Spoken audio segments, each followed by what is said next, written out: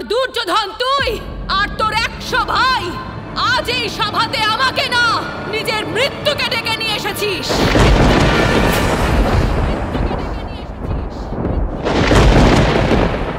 তোর খুব বিশ্বাস না ওই বাসুদেব কৃষ্ণের ওপর? এবার তোর বস্ত্রহরণ আমি নিজে হাতে করব। ব্যাস,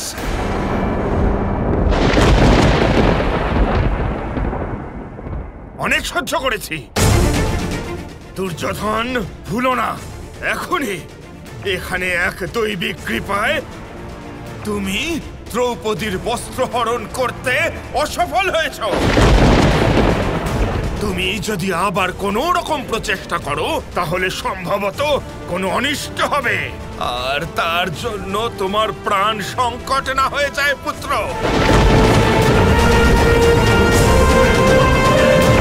দ্রৌপদী,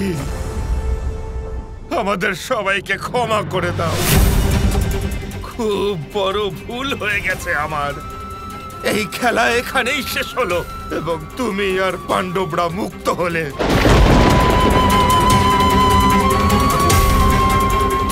ইন্দ্রপ্রস্থ তোমাদের হলো, শুধু আমাকে ক্ষমা করে দাও।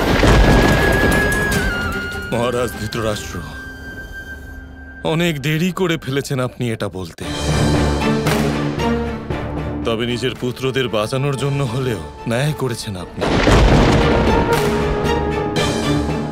ঠিক আছে বাবা, ঠিক আছে।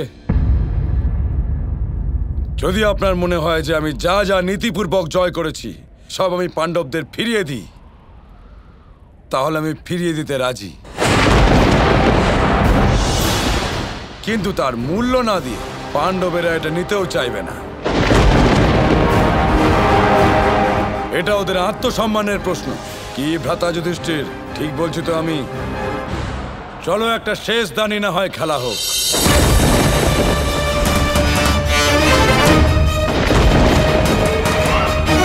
যদি পাণ্ডবরা যেতে তাহলে সব ওদের, সবকিছু। আমি হস্তিনাপুর, ইন্দ্রপ্রস্থ সবকিছু ফিরিয়ে দেবো ওদেরকে। আর যদি না যেতে তাহলে পাণ্ডবদের 12 বছরের বনবাস আর 1 বছরের অজ্ঞাতবাস। অজ্ঞাতবাস অর্থাৎ নিজেদের পরিচয় গোপন করে 1 বছর পর্যন্ত ওদের থাকতে হবে। আর যদি এই 1 বছরের মধ্যে পাণ্ডবদের কেউ চিনে ফেলে তাহলে পাণ্ডবদের আবার 12 বছরের বনবাস আর 1 বছরের অজ্ঞাতবাস ভোগ করতে হবে। আর এই বনবাসের সময়কালে আমি দুর্যোধন ইন্দ্রপ্রস্থে রাজত্ব করব। না, আর কোনো বাজি রাখার প্রয়োজন নেই দুর্যোধন। মহারাজ ধৃতরাষ্ট্র যে আদেশ দিয়েছেন তাই পালন করা হোক। পিতাশ্রী ঠিক বলেছেন। এই দূতের ফলে ন্যায় এবং নীতি ভ্রমিত হয়ে যায়। দূত, এই সভাতে আর খেলা হবে না।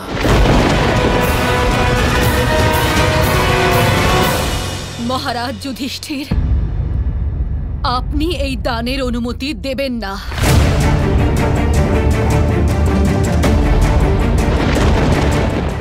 এত ভয়ানক পরিণামের পরে যুধিষ্ঠিরের দুর্যোধনের কথা শোনা উচিত নয়। তাহলে উনি কি এত ভাবছেন কৃষ্ণ? এটাই হলো দ্রুতক্রিয়ার প্রভাব রাধা। পরাজয়ের পরেও মানুষ জয়লাভের চেষ্টা বারংবার করতে থাকে।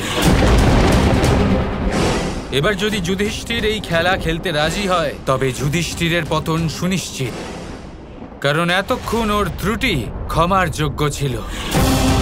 কিন্তু এখন যদি সবকিছু জেনে বুঝে যুধিষ্ঠির এই ভুল আবার করে তবে পাণ্ডবদের এর শাস্তি অবশ্যই পেতে হবে।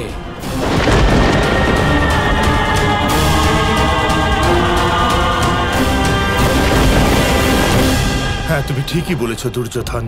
আমি কিছুই বিনামূল্যে নেব না। আমাদের ভাগ্যে যা আছে আমরা সেটাই মেনে নিতে প্রস্তুত। আবার জ্যেষ্ঠ, এ তুমি কি করছো? ঈশ্বরের কৃপায় যে জাল থেকে আমরা বেরিয়েছি তুমি আবার তাতে পা দিচ্ছ। এটা অনুচিত হচ্ছে জ্যেষ্ঠ। জ্যেষ্ঠ, এই পাশা খেলার দ্বারা কোনো সমস্যার সমাধান হবে না। যদি মূল্য দেবার কথা হয়ে থাকে তাহলে দুর্যোধনের সাথে আমার লক্ষ্যভেদের প্রতিযোগিতা হোক, অথবা ভ্রাতা ভীমের বাহুবলের পরীক্ষা নেওয়া হোক, কিন্তু এই পাশা খেলা, এই বাজি উচিত হচ্ছে না।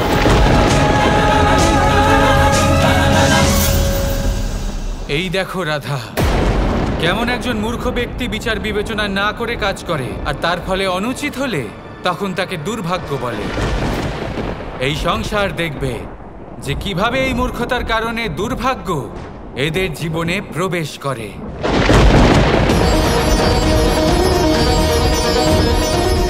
কৃষ্ণ, আমার দ্রৌপদীর জন্য চিন্তা হচ্ছে। কোনো মানুষের বিবেকহীন সিদ্ধান্ত তার জীবন সাথীর উপর বেশি প্রভাব ফেলে। এতে দ্রৌপদীর কি দোষ? তুমি কোনোভাবে যুধিষ্ঠিরের এই সিদ্ধান্ত বদলে দিতে পারো না?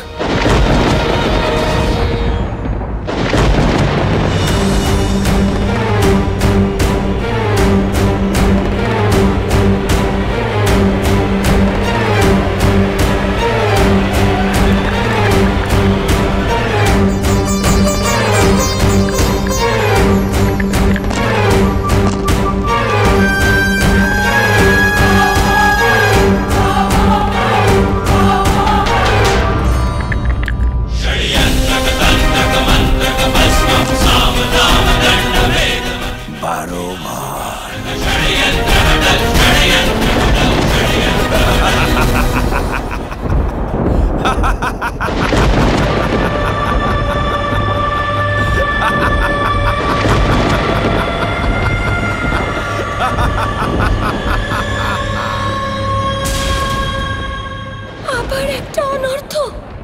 তুমি কিছু করলে না কেন কৃষ্ণ? কারণ আমি শুধু তাদের সাহায্য করি যারা সমস্যার সম্মুখীন হয়ে আছেন, যারা বিড়ম্বনার মধ্যে পড়ে আছেন।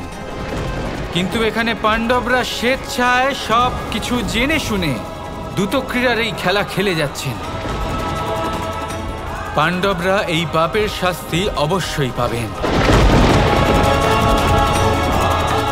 12 বছরের বনবাস, এ তো খুব কঠিন শাস্তি। দ্রৌপদীর তো কোনো দোষও নেই। তোমার সখী, তাকেও এসব ভোগ করতে হবে কৃষ্ণ। মহারাজ ধৃতরাষ্ট্র, আমরা হেরে গেছি। আমি 12 বছরের বনবাস আর 1 বছরের অজ্ঞাতবাস স্বীকার করছি। আমাদের অনুমতি দিন।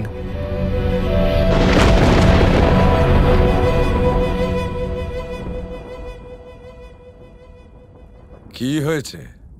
খুব দুঃখী মনে হচ্ছে সবাই। আর দ্রৌপদী, তোমার তো খুব বিশ্বাস ছিল বাসুদেব কৃষ্ণের ওপর। এবার সেই তাহলে তোমাকে বনে রাজপ্রাসাদের সুখ দেবে। যে শ্রীকৃষ্ণ আজ আমার লাজ রেখেছেন, আমাকে রক্ষা করেছেন, আজ আমি এটাও বলে যাচ্ছি, তোমাদের মতো সমস্ত পাপীকে এই ভয়ানক পাপের জন্য সেই শ্রীকৃষ্ণ ভয়াবহ শাস্তি দেবেন।